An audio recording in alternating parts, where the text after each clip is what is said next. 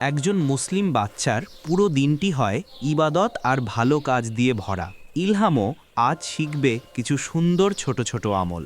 সকাল হলো, ইলহান ঘুম থেকে উঠে আল্লাহকে স্মরণ করল। আলহামদুলিল্লাহ। দিনের শুরুতে আল্লাহকে মনে করা আমাদের জন্য খুব বরকতময়। পরিচ্ছন্ন থাকা ইসলামের একটি সুন্দর আমল। ইলহাম আজ মুখ ধুলো, হাতে পায়ে পানি দিল, কারণ পরিষ্কার থাকা আমাদের নবীজি সাল্লাল্লাহু আলাইহি ওয়াসাল্লামের সুন্নাহ। মা ইলহামকে নামাজের জন্য ডাকল। ছোটবেলা থেকেই নামাজের অভ্যাস তৈরি করা একজন মুসলিমের বড় অর্জন। আজ ইলহাম শিখল একটি ছোট কিন্তু গুরুত্বপূর্ণ দোয়া, বিসমিল্লাহ। যে কাজই করি আমরা আল্লাহর নাম নিয়েই শুরু করি।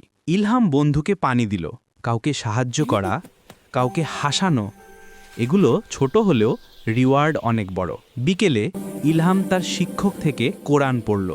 প্রতিদিন কিছু আয়াত পড়া একজন মুসলিমের জীবনে বরকত নিয়ে আসে। রাতে ইলহাম ঘুমানোর আগে দোয়া করল, আল্লাহ আমাকে ভালো কাজ করতে সাহায্য করার জন্য ধন্যবাদ। দিনের শেষে দোয়া করলে ফেরেশতারা সারা রাত দোয়া করে। বন্ধুরা, তোমরাও ইলহামের মতো প্রতিদিন ছোট ছোট ভালো কাজ করো। ইনশাল্লাহ আল্লাহ আমাদের সবাইকে ভালোবাসবেন। আর ভিডিওটি ভালো লাগলে লাইক আর সাবস্ক্রাইব করতে ভুলো না। সকালবেলা গ্রামের ঘর, ইলহাম খাট থেকে নেমে পানি খুঁজছে। মা হাসি মুখে বলেন, মা কিছু করার আগে কি বলতে হয়? ইলহাম, বিসমিল্লাহ। মা তার মাথায় হাত রাখে। মা, আলহামদুলিল্লাহ। ঠিকই বলেছ। বাইরে উঠোনে মুরগিকে খাবার দিচ্ছে। ইলহাম খাবার দেওয়ার আগে থামে। ইলহাম, খাবার দিচ্ছি। প্রথমে বিসমিল্লাহ। মুরগি লাফিয়ে আসে। ব্যাকগ্রাউন্ডে মজার কার্টুন সাউন্ড। ইলহাম জুতো খুলছে। পাশেই ওর বন্ধু আফি। আফি বলে, তুই এত বিসমিল্লাহ কেন বলিস? ইলহাম বলে, ওস্তাদ বলেছেন বিসমিল্লাহ বললে শয়তান দূরে থাকে। আফি অবাক। তাহলে আমিও বললাম বিসমিল্লাহ। মক্তবের ক্লাস, ওস্তাদ সবাইকে ডাকছেন।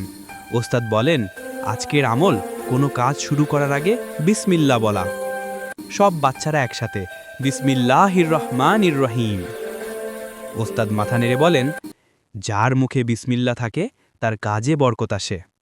বন্ধুরা, আজ থেকে তোমরা সব কাজের আগে বিসমিল্লাহ বলতে ভুলবে না। এতে আল্লাহ খুব খুশি হন। দোয়া আজকের, বিসমিল্লাহির রহমানির রহিম।